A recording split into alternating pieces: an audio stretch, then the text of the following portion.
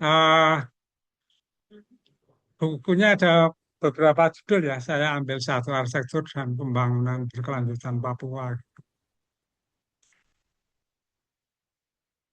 Jadi agenda hari ini kita bicarakan tentang sinopsis, isi naskah, dan narasi yang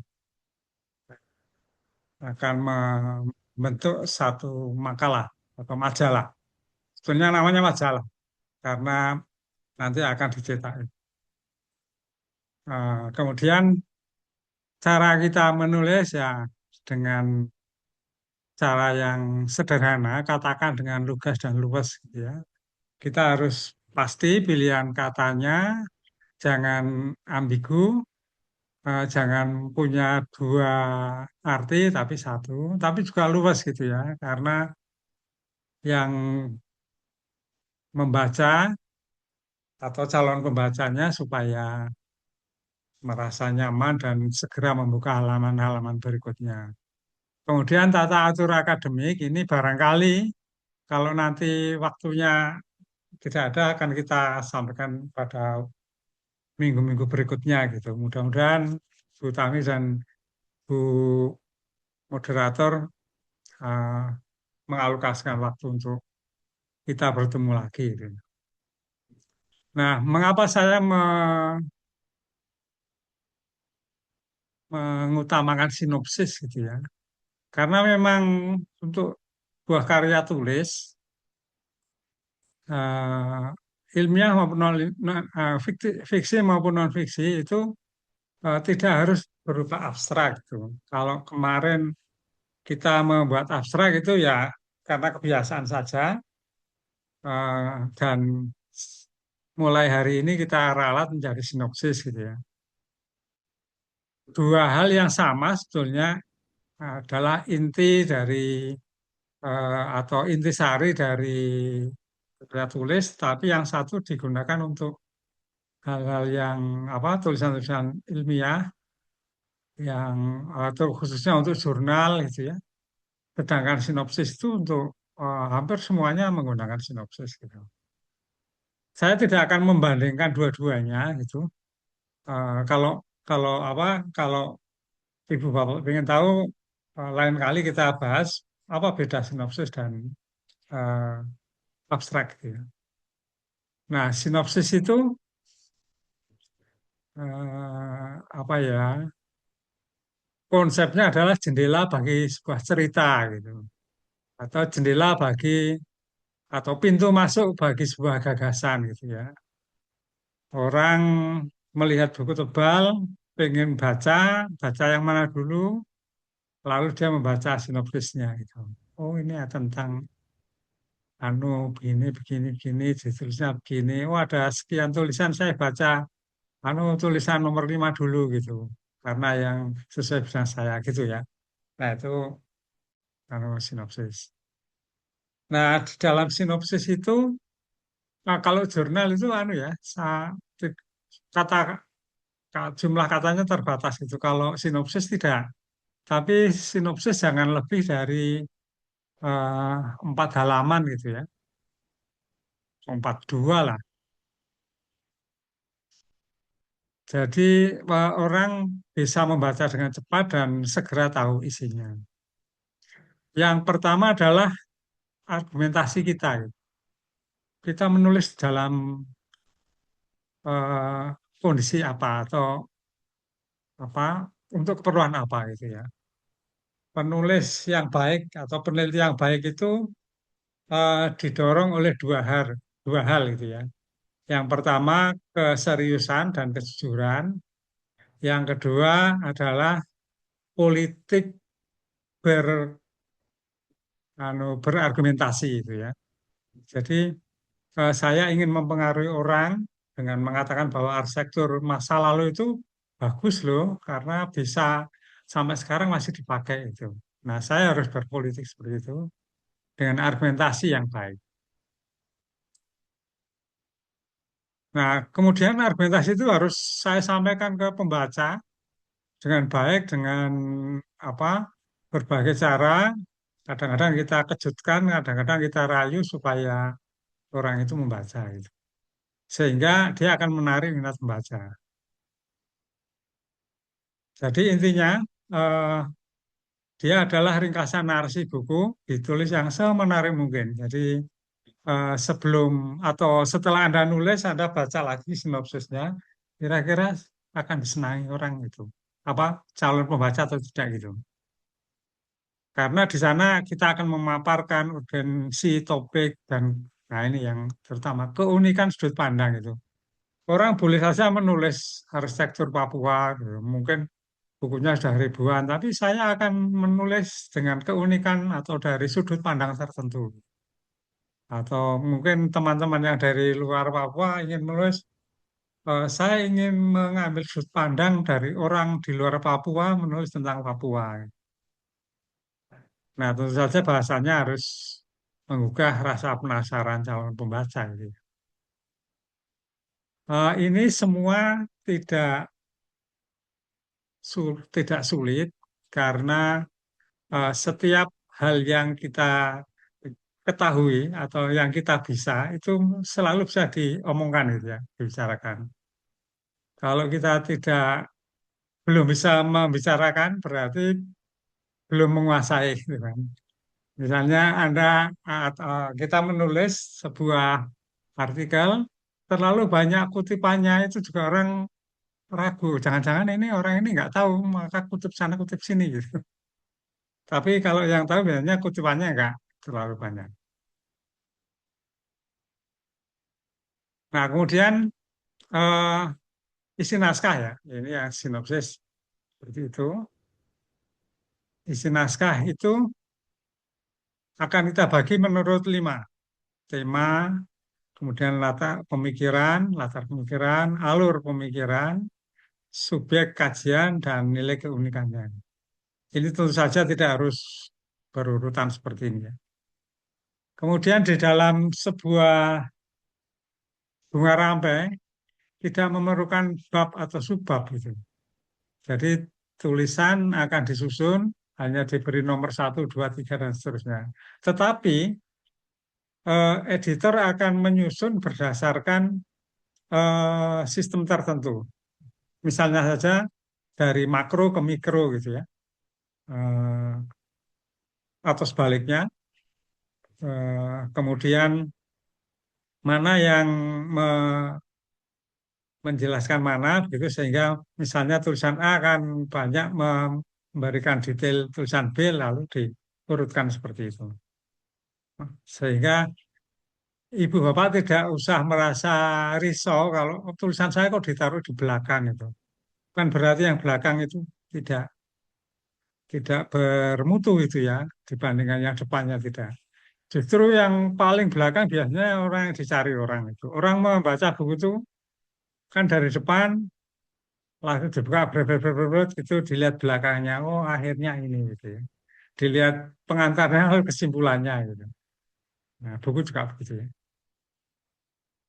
Ada 5 tema, ada 5 hal kita bahas satu persatu. Nah yang disebut tema atau yang saya maksudkan karena adalah kegelisahan kita terhadap misalnya ini ya modernitas di Papua di antaranya terhadap hilangnya nilai tradisi misalnya gitu ya. Saya kok anu tidak yakin bahwa arsitektur Papua itu akan lestari 10 tahun mendatang itu karena uh, begitu derasnya arus pariwisata misalnya gitu ya. Nah itu sebuah kegelisahan yang patut diungkapkan dan dituliskan. Banyak tentunya ya, tidak hanya hal yang negatif seperti itu, tapi kita juga bisa sebaliknya bahwa eh, arsitektur atau perkampungan-perkampungan di Papua yang padat itu sebetulnya memberikan andil bagus bagi pembangunan kota misalnya gitu ya. Nah, jadi kita tidak khawatir bahwa kampung akan padat dengan argumentasi macam-macam karena kota-kota di Papua harus seperti ini gitu. Misalnya seperti itu. Nah, mengapa kita sampai ketemu kegelisahan gitu, menemui kegelisahan?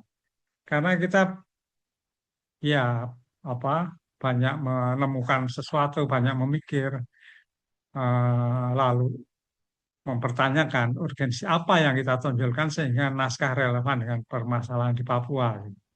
Dalam lingkup tertentu tentunya ya tidak semuanya. Gitu. Nah, jadi kegelisahan itu ada kaitannya dengan kegelisahan pribadi ya, ada kaitannya dengan kepentingan masyarakat gitu. Jangan jangan kalau kalau apa untuk ilmiah murni nggak masalah gitu. Tapi ini untuk buku yang akan dibaca banyak orang. Jadi kalau saya merasa gelisah, kegelisahan saya akan bisa dihilangkan dan masyarakat akan mendapatkan sesuatu. Gitu. Jadi ada dua hal yang dipikirkan. Lalu bagaimana alur pemikiran yang harus kita sampaikan itu? Ini yang membuat buku kita dibaca atau tidak oleh orang itu ya. Kalau kita tiba-tiba mengkritik pembangunan itu, mungkin orang tidak nyaman itu ya. Kita kan kondisi masih seperti ini, masa mengkritik begitu tajam gitu ya. Kritiknya jangan seperti itu, tapi nanti di tengah berupa data, berupa apa permasalahan yang memang harus kita selesaikan gitu ya. Tapi tidak di bab satu gitu.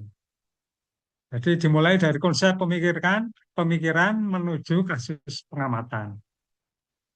Eh, Biasanya penulis selalu begitu ya, menunjukkan ini ada konsep sustainabilitas, ini ada konsep apa green architecture gitu. Nah, kita belum punya, maka kita akan apa, membahas dengan data yang ada. Data yang ada seperti ini. Nah, lalu masuk ke dalam permasalahan itu ya.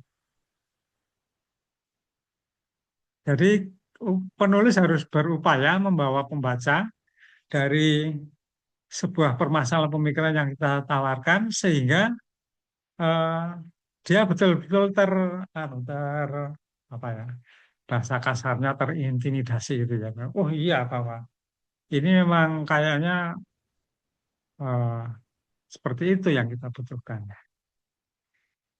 Nah, kemudian yang keempat ini biasanya kita sudah punya yang kita sebut objek material atau subjek kajian itu. Dengan kegelisahan, urgensi dan pemikiran seperti itu, data seperti apa yang ingin kita sampaikan, kita kupas itu.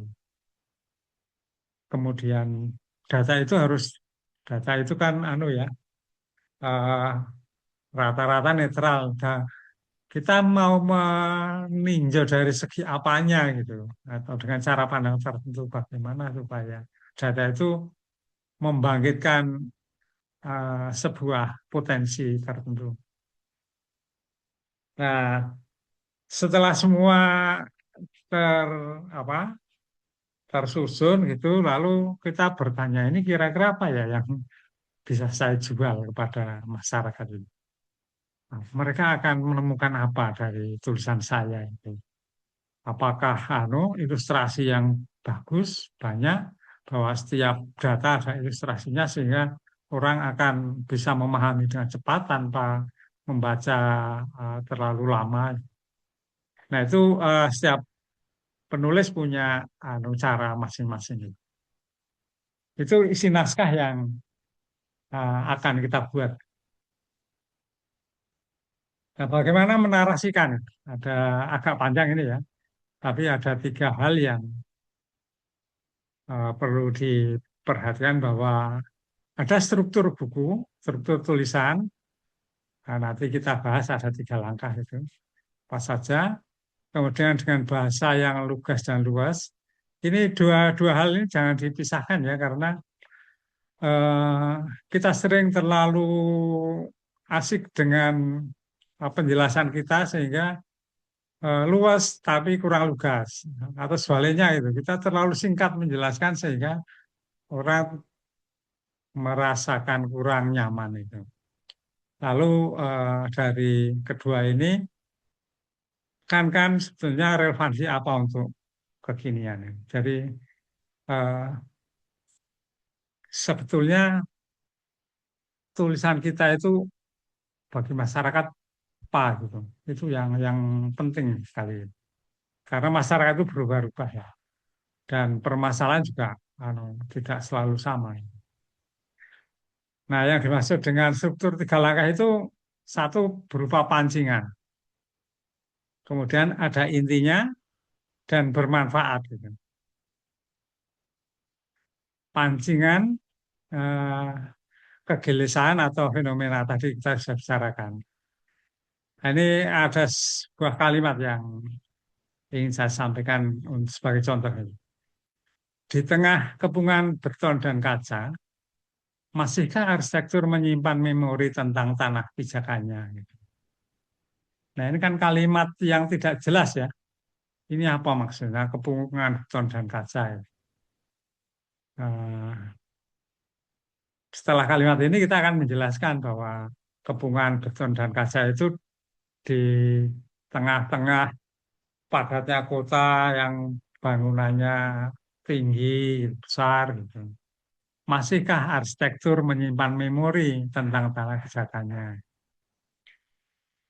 Nah, apakah setelah 20 tahun meninggalkan Jayapura, kita balik ke Jayapura masih ingat, oh ini dulu ada tempat rumah makan yang enak gitu. Sekarang sudah nggak ada gitu. Nah itu kan ya eh, memori yang menyenangkan itu. Nah, jadi kita harus harus melakukan hal seperti itu supaya pembaca tidak tidak hanya fokus pada tulisan kita, tapi juga angan-angannya tetap jalan itu. Yang kedua, jelaskan apa perspektif yang dipakai dalam membedah arsitektur. Gitu. Nah, ini kalimat ini bisa ditulis oleh banyak orang dengan apa sudut pandang yang berbeda-beda. Nah, karena kita akan bicara tentang sains bangunannya misalnya ya, yang kita soroti adalah betapa panasnya kota sekarang, betapa eh, crowded-nya lalu lintas sehingga tidak nyaman. Beda dengan orang-orang teori ya, orang-orang sejarah gitu.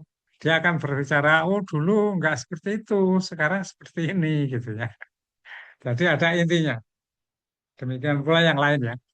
Misal pemerhati sustenabilitas ruang kota itu tentu akan bicara lain. Tapi ada inti yang harus kita kemukakan sehingga orang tahu sebenarnya manfaat apa gitu ya.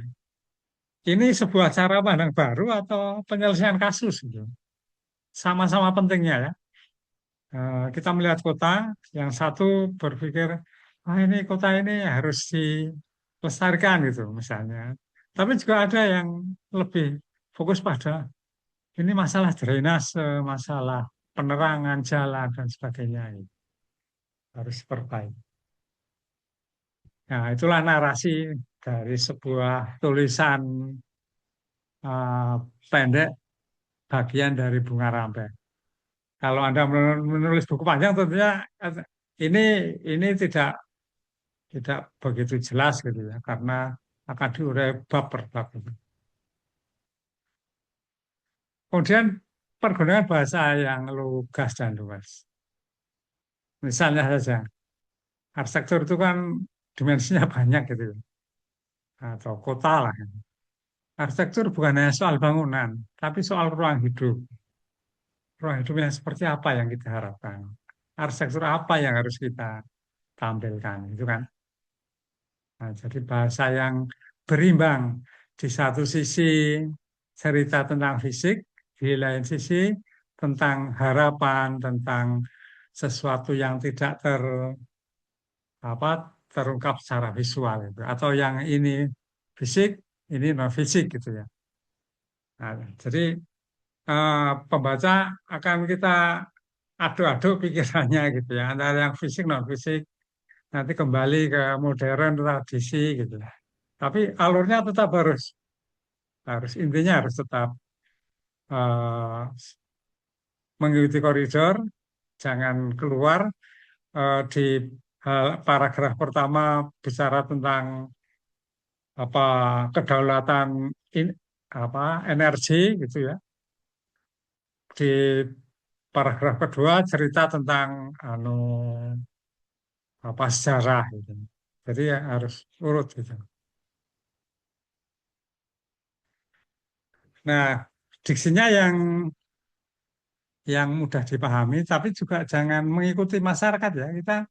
Kita apa cari kata-kata yang jarang di jarang diucapkan oleh masyarakat. Misalnya contoh sinergi, kedaulatan energi gitu ya. Ini apa ya kedaulatan energi itu ya? Apa energi alam gitu ya.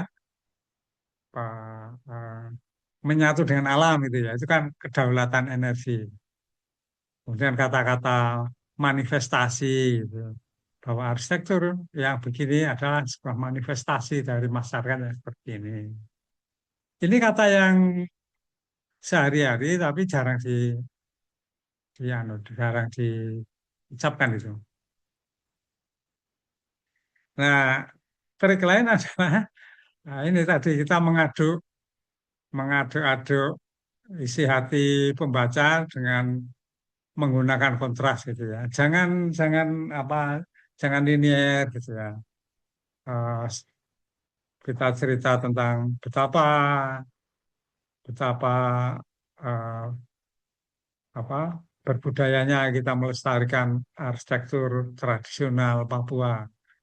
Tapi mengapa tidak nyaman untuk bekerja gitu ya? Nah, itu kan anu di satu sisi menyanjung, di satu sisi juga ini kok begini gitu ya.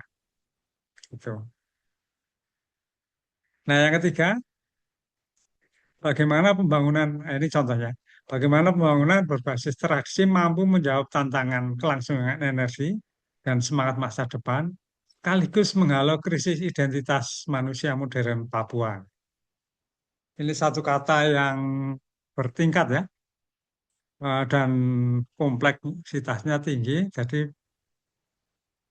tekanannya ini dijadikan satu kalimat gitu ya. Ada tiga ya, pembangunan berbasis tradisi mampu menjawab tantangan kelangsungan energi, lalu tantangan semangat masa depan, dan yang ketiga menghalau krisis identitas. Apa sih krisis identitas itu? Nah, ini nanti bisa diceritakan. Satu kalimat ini bisa menjadi satu paragraf, gitu ya, kalau Anda mau mendetailkan. Nah, saya punya punya rumusan, gitu. Ya, rumusan saya sendiri, gitu ya. Setelah lama berkumpul dengan para seniman dan sebagainya. Kita itu dibilang tahu setelah kita bisa mengomongkan itu ya, menyampaikan itu. Kemudian yang kedua, bicaralah dengan bahasa sendiri, kata-kata sendiri daripada menyetir ucapan orang. Eh, Sering kalau di dalam tulisan ilmiah, eh, menurut pendapat Ken yang arsitektur hijau adalah seperti ini. Ya, itu menurut Ken yang, kalau menurut kita bagaimana gitu. Kita penulis harus punya gaya sendiri kan. Kita bisa mengatakan bahwa eh, apa bagi saya Ken yang eh, bagi saya Ken yang adalah contoh yang baik untuk membicarakan arsitektur hijau karena dia punya konsep ABC gitu. Nah, jadi ini ini jauh dari plagiasi itu. Karena kita yang ngomongkan tentang Ken Yang dan arsitektur hijau. Nah, kalau kita sudah bisa ngomong gitu, berarti kita sudah tahu. Jadi pembaca juga sering menebak ini sebetulnya penulisnya tahu enggak sih gitu. Itu yang kritis ya. Gitu. Nah, misalnya ini ah, katakan tanpa mengungkapkan sifatnya. Di dalam narasi atau kalimat eh, apa tulisan populer kita sebaiknya tidak mengatakan bahwa arsitektur Papua itu jelek dari kayu nggak rapi itu. Tidak seperti itu. Tapi kita mengatakan bahwa arsitektur Papua itu eh, kayunya bercampur, penyelesaiannya setengah-setengah, kemudian cara menyusunnya eh, terlalu sembrono. Jadi orang akan mengatakan itu jelek, biarkan saja. Karena memang kita berbicara itu jelek gitu ya. Tapi jangan mengatakan bahwa itu jelek gitu. Itu tidak tidak lazim gitu. Nah, dulu waktu ibu bawa remaja juga gitu ya, nggak mau sama dia jelek gitu. Jangan gitu dong. Anu dia kurang hidungnya kurang mancung gitu. Nah itu kan beda ya. Lalu intinya sama-sama jeleknya. Gitu. Nah, ini satu contoh karya sektor Nusantara peninggalan masa lalu memiliki keindahan yang tinggi.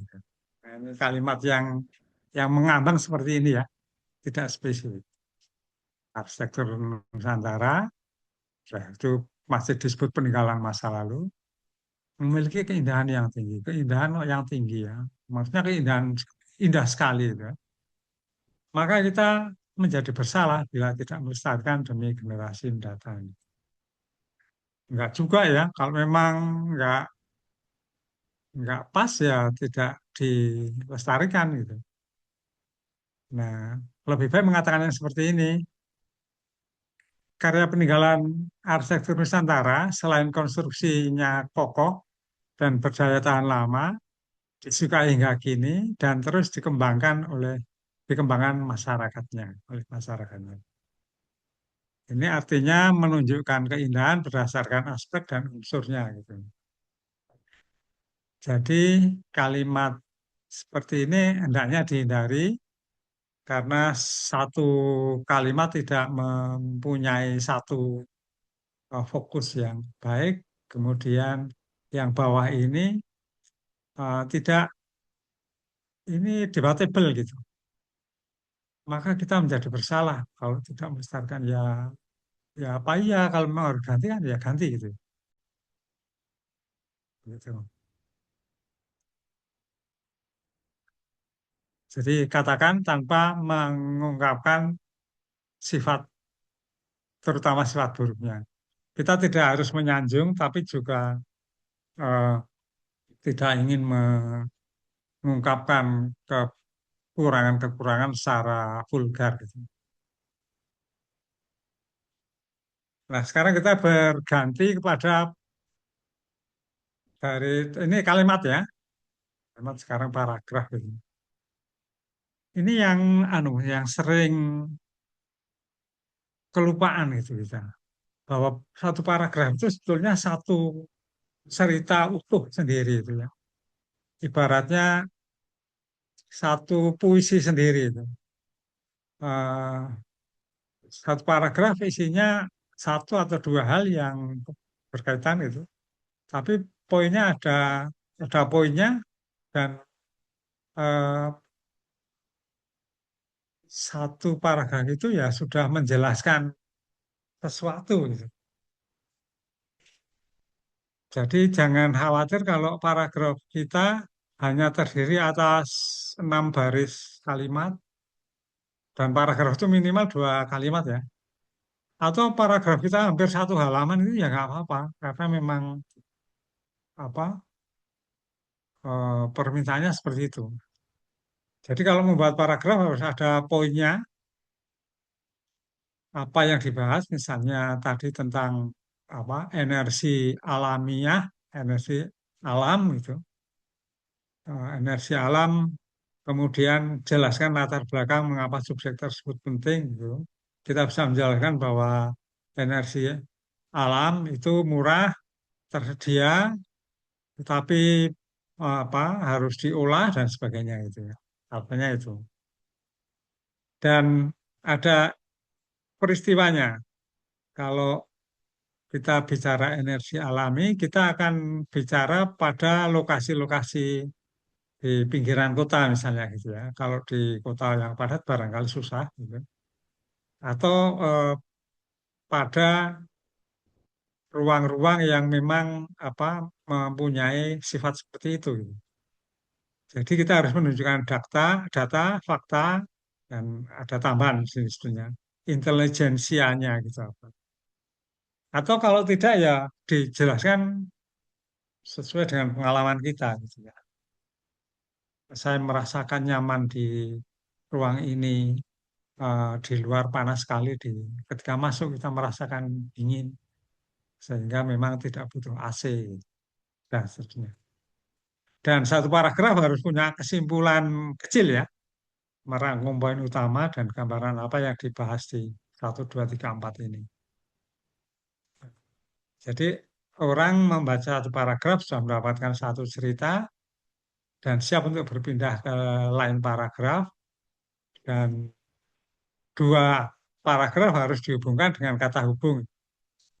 Misalnya paragraf satu cerita tentang apa eh, energi alam, lalu paragraf kedua ada kata penghubungnya berkaitan dengan hal tersebut, maka lalu kita cerita macam-macam. Oke, saya kira ini yang ingin saya sampaikan. Selanjutnya apa kita bicarakan saja. Nanti kalau kalau masih ada waktu ya kita bicara tentang tata atur akademik gitu ya, atau akademik writing gitu. Tapi ini agak panjang, mungkin minggu berikutnya saja. Begitu Ibu Moderator. Terima kasih Pak Priyo atas pemaparan materi yang sangat membuka wawasan kita semua. Selanjutnya